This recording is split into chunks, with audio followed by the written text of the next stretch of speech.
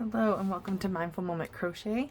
In this video we're going to be talking about how to use your starting chains, your foundation chains, to create edges that look different. So we can do different things to create different effects. On this first one, we went into the back loops. And so those back bumps will allow us to have that pretty V stitch on the top and the bottom of our work, which is very pretty. On this one, this is the top of the work, and obviously you can see it just has those same V's. And on the bottom of the work, this is kind of a traditional, just kind of picking a loop to go into. So nothing special about this one. And it kind of has more of a crisscross effect than the true V pattern if you use the back bump. And then last but certainly not least is to actually go underneath that V like you would in a normal stitch and leave the back bumps, which gives you kind of a scalloped effect on the edge. Let's see here. So you can kind of see there's a slightly different effect on each one. This is using the back bumps. This is traditional crochet and just picking a loop basically. And then this is going underneath those two V's that are part of that foundation chain. So basically leaving the back bump out of your crochet. So, in looking at the foundation chain, kind of knowing what the anatomy of it is, if you will, the structure, it can be super helpful to decide how you want to go into the back bumps, or how you want to go into the chains, to decide what effect you want. So I'm going to chain for, we'll do 10 single crochets, so I'm going to do 10 plus 1, so I have my turning chain. So we have 1, 2, 3, 4, 5, 6, 7, 8, 9, 10, and a turning chain. Okay. So when looking at your just kind of chain stitches, you'll notice that this side has the V's that would look very similar to what would be on the top of your work. And on the back here, you have these little bumps that create like this nice little ridge, which I think are kind of pretty. It creates a different effect on the back of your work, or on the bottom of your work. So again, we can go into pick a loop, any loop. And just go ahead and start and go right across. This is probably the easiest way. It is the kind of standard way of starting a project, is pick a loop, any loop, and go for it. And when you do that, you do want to pick the same loop in each one. So I usually use this top V here. And that's going to create that edge with almost like a little bit of a twisted X to it. So not a full V effect like you would get on the top of your work. I'll show that to you in just a second. So again, this is just going right back across that chain. Nothing special to this one. Probably how you have done most of your projects. There we go. And it's going to create that little bit of a crisscross. So not a true V. What you're seeing here is the other part of the V is right here on top, and these are actually the back bumps that were created from that chain, and they're kind of now twisted on the side. So you're getting a back bump and you're getting one of the V loops. So that's what that looks like, and it's pretty easy to tell. This one is a little bit smaller, I would say, than the one on top, which makes sense. Your back bumps are usually smaller than the loops on the top of your stitch. So very pretty, very traditional. But that's what that looks like. So this time we will pull out our stitches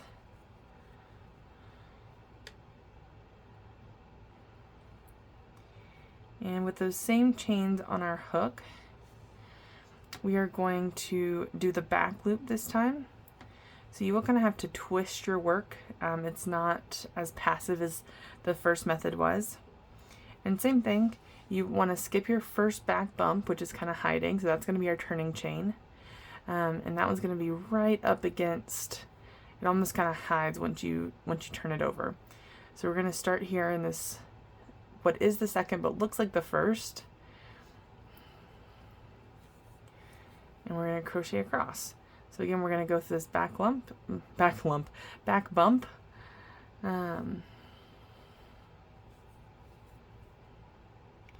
And same thing, just straight across. So those V's are kind of hanging out a little bit lower than the back bump. So you're just going to grab the part that is raised. You can kind of see it maybe a little bit better from the side. We just want to grab that little raised back bump.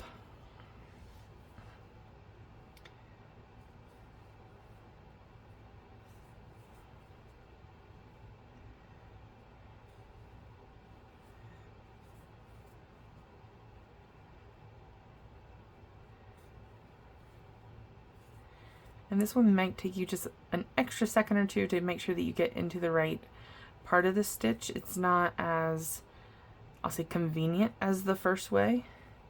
It will take you just a little bit longer, most likely. And here's where it gets a little bit tricky. I'm going to stop and count my stitches just for one quick second. So, and here I have 1, 2, 3, 4, 5, 6, 7, 8, 9. So I actually need one more to make my full 10. And this last one likes to hide. But you can kind of see it's right there on the very end. So make sure you grab that one too. Which is why I think it's important to count your stitches. Which can be a bit of a pain if you're making something large like a blanket. And you might have 100 or 200 stitches. But it can be super helpful to know where you're going.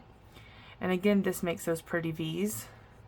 So then the top and the bottom of your work matches. So now this looks just like this. And it's very pretty. I think it creates probably the most finished look on your work, to have them look the same, but it is just a little bit more work if you're interested in going that far.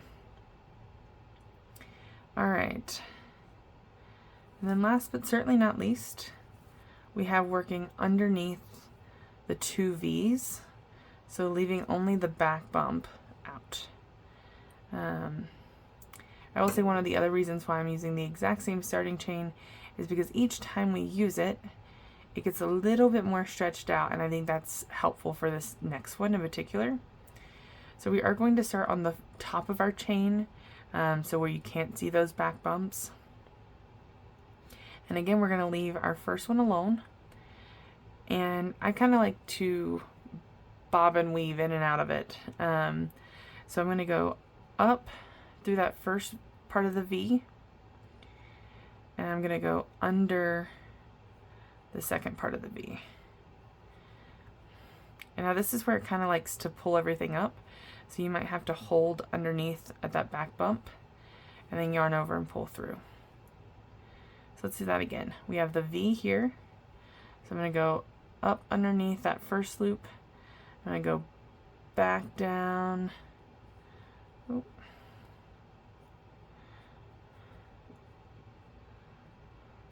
There we go. Back through that second one, so I have both parts of the V on my crochet hook. I'm going to pull up, I'm going to yarn over and pull up a loop. And again, you might have to hold it a little funkier because it is going to want to twist your work, and pull through. And we'll go to the next one. So front loop of that V, back loop of that V, yarn over and pull up a loop, yarn over and pull through 2. So front loop of the V on the chain, back loop of the V on the chain, yarn over and pull up a loop. So again, you can see we have our little V's here, front loop, and back loop, and leaving that back bump back here on the back of our hook. And so back bump, 2 V's, yarn over, pull up a loop. And see how it kind of wants to flap the work over? Kind of want to hold it down, yarn over and pull through 2. So up, through, for both parts of that V, yarn over and pull through. And if your work is kind of flopping everywhere, pull it down and pull through. So this one is definitely probably the hardest in terms of making sure you get both parts of the V, not the back bump, yarning over, not letting your work twist too much, yarn over and pull through 2. So up, through the back, yarn over, pull through, kind of hold it down if you need to, and pull through. So again, we're going to go up through this one. We're going to go through the back. We're going to yarn over and pull up a loop.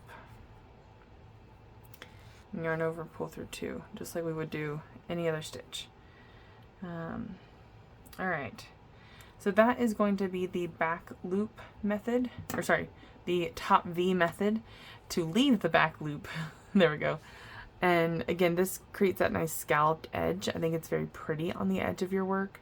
And it just kind of creates a different, maybe a little bit of a thinner effect on the bottom of your work. It doesn't create that full V. And again, you can see the 3 different options here. So when you're working into it, you're working under the V to get the back loop to hang out. This is your traditional crochet edge, and this is working into the back loop to leave the V's on the outside of your work. So try some different edge techniques if you are interested.